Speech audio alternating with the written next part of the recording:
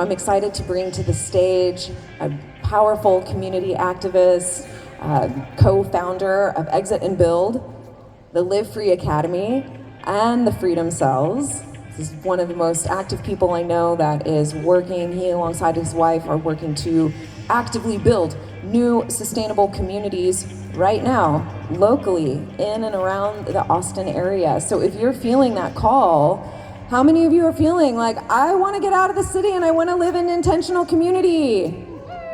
That's only a few of you. I don't believe that's true. How many of you want to get out of the city and live in a sustainable way?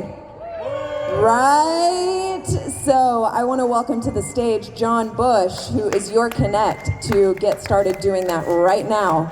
John is going to talk with us about what it means to decentralize and come together as a community and build something new, right? Amen. All right, hands together for John Bush.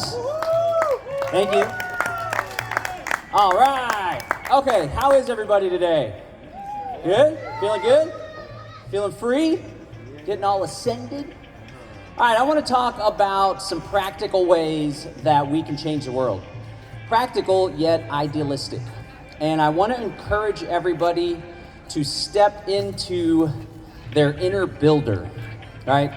Because there's two ways to go about this, right? There's actually two ways to motivate people as well.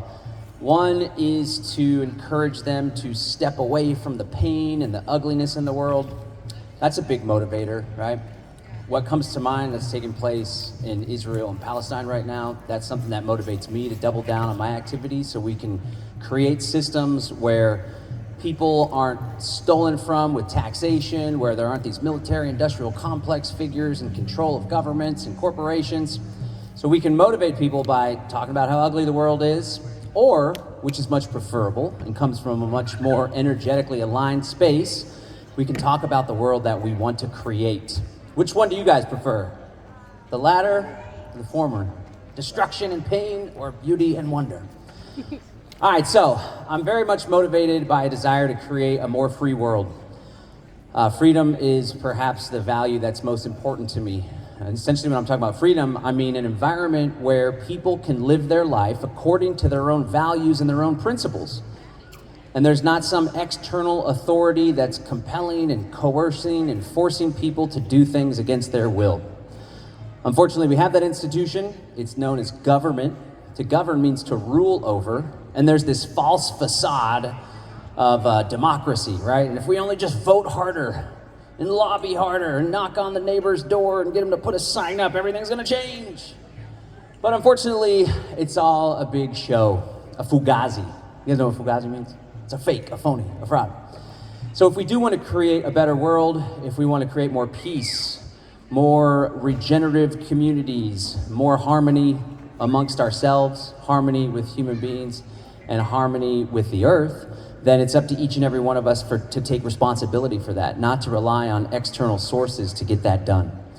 And that is something that's really helped to empower and inspire the particular strategy that I like to employ with my activism. We call this strategy Exit and Build, right?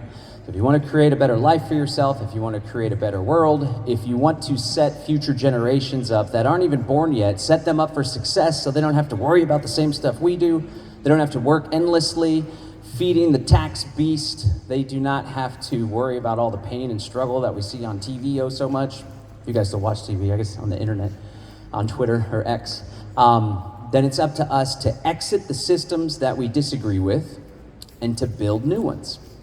That means exit the banks, exit relying on mega corporations, exit relying on big government services, and to build new systems. And one thing that I've found is perhaps the most reprehensible institutions on this planet and the ones that are responsible for so much suffering and the ones that are limiting human progress and thriving is centralized institutions. The more centralized something is, the more powerful it is, the more easily corrupted it is. So when we talk about what should we be doing with our time, what type of institutions shall we be building, we should avoid the centralized and the coercive and the corrupt, and we should build decentralized, voluntary, and transparent systems. So I wanted to share a few areas where we can do that in our own personal lives but also as a group, as a community. And it's my firm belief that the more activity we embark upon in our personal lives, the more that we coalesce with other freedom-loving people, the greater chance that we have to succeed in this mission. So one of the first and most important areas is food. Before I share that though, there's actually a community that we've built, a movement, a network called the Freedom Cell Network. Any Freedom Cell people out in the audience? All right, we hear some cheers off in the distance. So the Freedom Cell Network is a decentralized peer-to-peer group of freedom-loving people that are working together on common goals. This was an idea that was concocted back in 2014. I was exploring, like, why are there so many people that believe in peace and freedom, yet we're not living free? What's up with that, right? And I came to understand that really it's strength in numbers that's missing. If we really want to change the world, it's going to take a whole lot of us doing a whole lot to do it, to push back this tide of tyranny and technocracy. Technocracy is basically like a massive surveillance state that's being built all around us. Smart cities, vaccine passports, social credit scores, digital ID, central bank digital currency. And so if we want to opt out of all that and change that, it's going to take a whole lot of people. So this idea of the Freedom Cell Network centers around working together, collaborating with a small group of people, approximately 8 people, and those 8 people work together in order to create greater freedom and independence for themselves.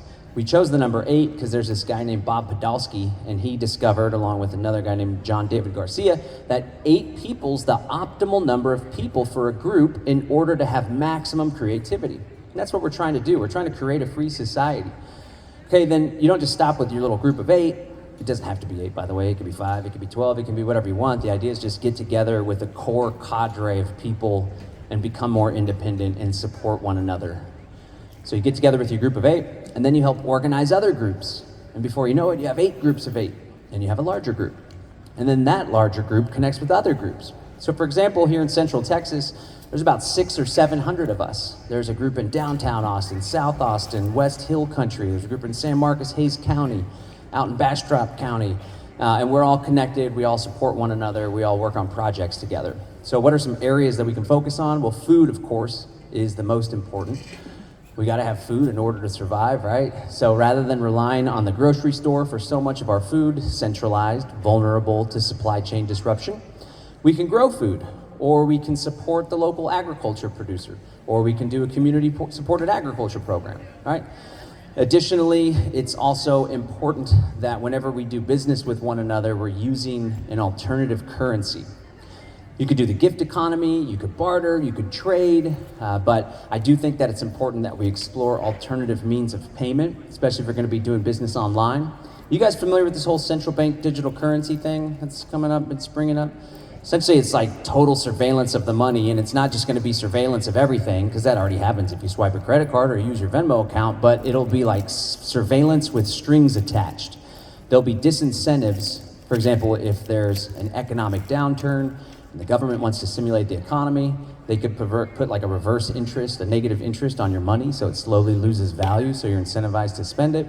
Or maybe you go over your monthly carbon allotment, and now all of a sudden it's more expensive for you to drive your car or to go on a trip to see your grandparents.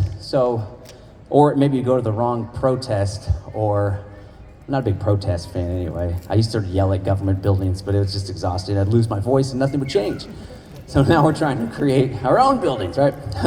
So you go to the wrong protest, you go to the wrong website, you go to one of these crazy spiritual electronic music festivals like Solarpunk, and maybe all of a sudden you're not able to access your money.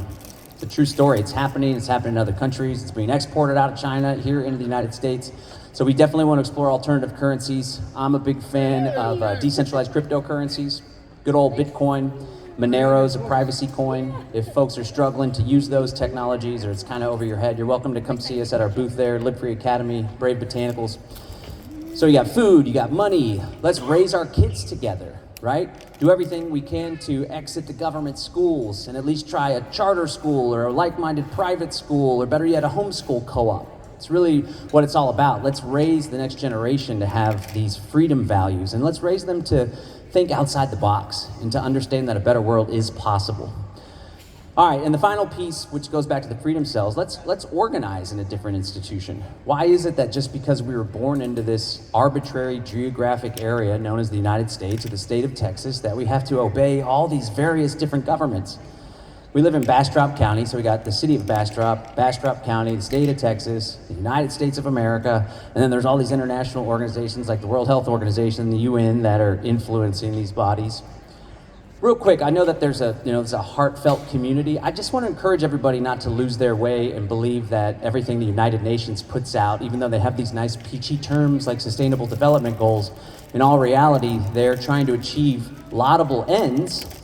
Does laudable mean positive? Did I use that word right? Yeah, it means like a plausible. Okay. Yeah. Laudable ends through unethical means, centralization, manipulation, government. And ultimately, it's like the Rockefellers and all these oligarchs that founded these institutions, and I don't think they are to be trusted. So let's find alternative ways to operate through consensus and amplify our voices using organized effort. That's something from Napoleon Hill's Think and Grow Rich. And finally, I think ultimately, if we want to live this now and not just think about the philosophy of it all, we should start exiting the cities, exiting the suburbs, and building intentional communities that are based on these values. How cool would it be just to live in an environment like this, where we all hang out down by the river and have cool music and eat and congregate together? Why can't we have that? I think that we can. I'm gonna invite my lovely wife up here real quick just to share. How much time do I have? What time is it? You actually have 10 minutes. Oh, 10 minutes. You said 10 minutes Well, early. I thought it was 3:30, but actually your talk started at All right. 3:35. So I had Okay, let me start over then. I got more time. No, just kidding. All right, so I'm gonna bring my lovely wife up here in a sec, but I wanna encourage folks, there's this concept of antifragility, okay? And I wanna talk a little bit about the mindset piece.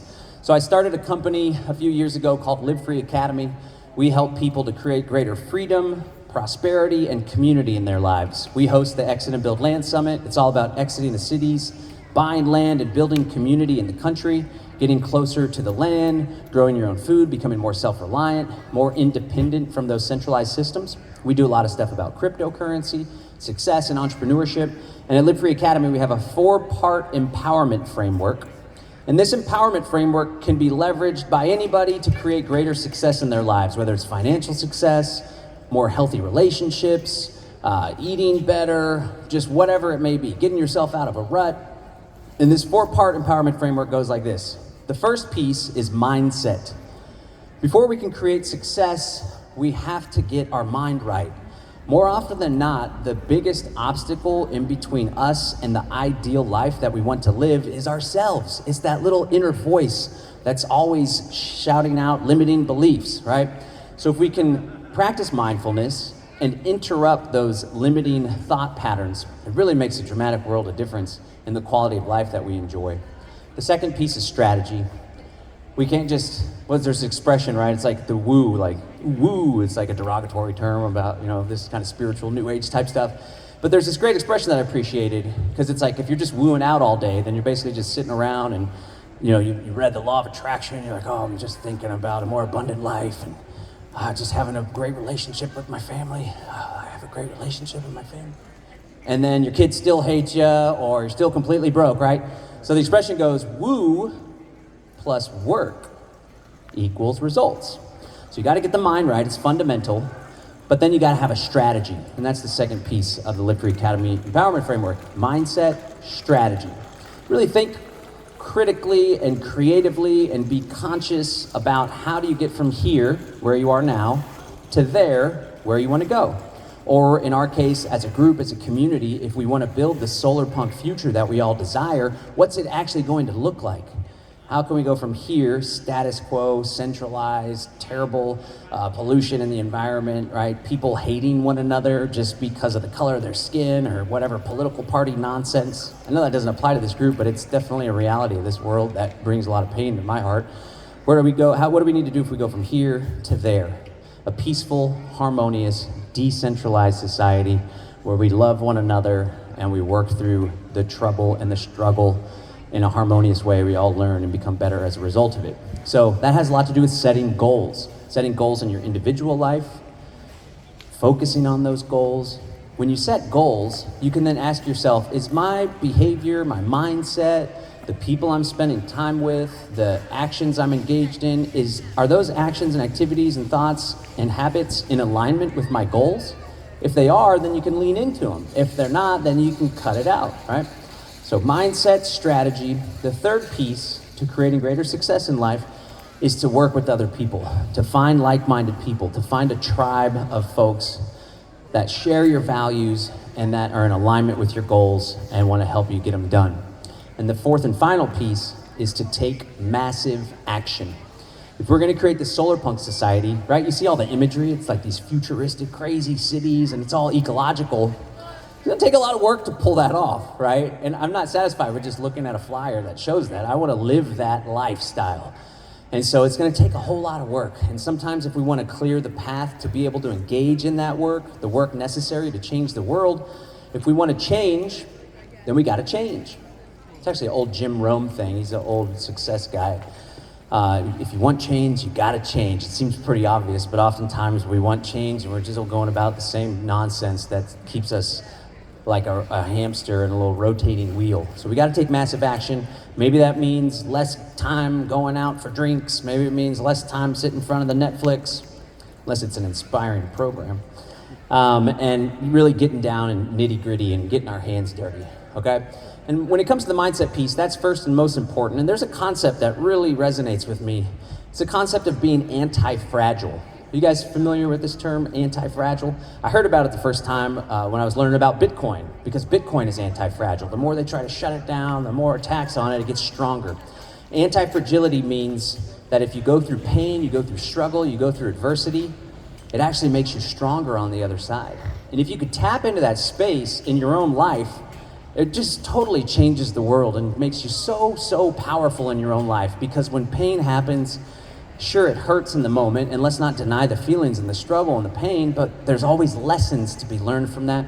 And I would like to believe that we are all alive and we're blessed to be born in this particular day and age, because there's so much strife and ugliness in the world, but that actually is empowering us to do something different and to create a lasting legacy of liberty and love.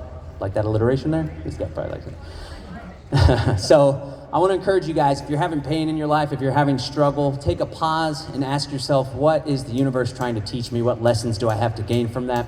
And that's not just on an individual level. Let us all come together and collectively embody the anti-fragile ethos so we can be empowered to create a better world. And let's do it not only for us, not only for our families and our community, but let's do it for the future generations that aren't even born yet, so we can lead by example and create alternative institutions for them to embody and fulfill. And hopefully one day we can reverse this crazy world we're living in and make it more abundant and more prosperous. All right, there's another project we're working on. I'm gonna bring my lovely wife up here. I think we just have a couple minutes left. What time is it? 4 minutes? Sweet. What? Huh? 3 minutes, all right. Okay, so me and my lovely wife, we are actually trying to build a working example of all this stuff that I just talked about. It's called Exit and Build Property Solutions. We're doing a real estate investment fund. We're bringing together investors to purchase a large swath of land. We currently have our eye on a 350-acre property over in Rosanke, Texas, here in Central Texas. And we're going to be selling lots, and there's going to be rental opportunities. We're going to do events there, and I'll let her share a little bit about it. Give it up for Rebecca, ladies and gentlemen. This was a nice surprise. Yes, on the topic of decentralization. So we've been envisioning this large, almost like freedom eco-city for years. And there's been a lot of lessons learned, a lot of properties we thought might work out. And just in the last few years, we were beginning to accept resident forums, investor forums, and really building the momentum for this project. And in about July of this year, things really started to accelerate. We actually hired a great realtor whose husband is a general contractor. Her father was a developer. She has been instrumental in helping us work this deal, identify a property that's conducive to our vision. So we actually have raised the earnest money. Well, it's still getting sorted out with all the contracts and stuff to put an offer in on a property in Central Texas. It's actually 355 acres. We do have investors who have committed to support this vision, and essentially what we want to do is raise the capital so that in the next 3 months in our feasibility studies and options period, we're able to close on this land, purchase it cash, and our vision is to have a space that is residential and commercial mixed use that will incentivize folks to not only own the land underneath their feet, but also to give back to the community by stewarding the land. We'll have a space for regenerative agriculture, farming, as well as co-working spaces, artisan shops, art, a studio for filming, and actually moving the Live Free Academy headquarters to the property. If all goes well, we will close on the property in January. So if you or anyone you know are looking for a place to live in Central Texas where you can, like John said, live like this year-round and enjoy one another's company and live with intention and raise the kiddos together and have that sense of connection to the land and your neighbors, this is a great opportunity for you. We do have a website, exitandbuildpropertysolutions.com. I know that's a mouthful. Go ahead and visit our booth in the back. We're at the Tiki Hut with the Exit and Build banner, and we hope to share more information with you about this project. And hopefully, here in the next year, we'll be having great events at that property. So, woo!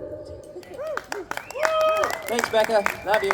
Yeah, so if that interests you, we are accepting applications for residents. There'll be opportunities to buy a lot or to rent a space. There'll also be like a little RV park there as well. Or if you have capital, or if you have access to capital, or know somebody that has capital, we're gonna build it in a way that it is very profitable for investors while also honoring the earth and really trying to live in alignment with our principles. So I wanna thank everybody for lending me your ear. I think the most valuable asset we have is our time and attention. So I appreciate each and every one of you listening to me. And thank you for being here, and shout out to Angel and her amazing crew of volunteers and staff for making such an incredible event like this happen. Thank you, everybody.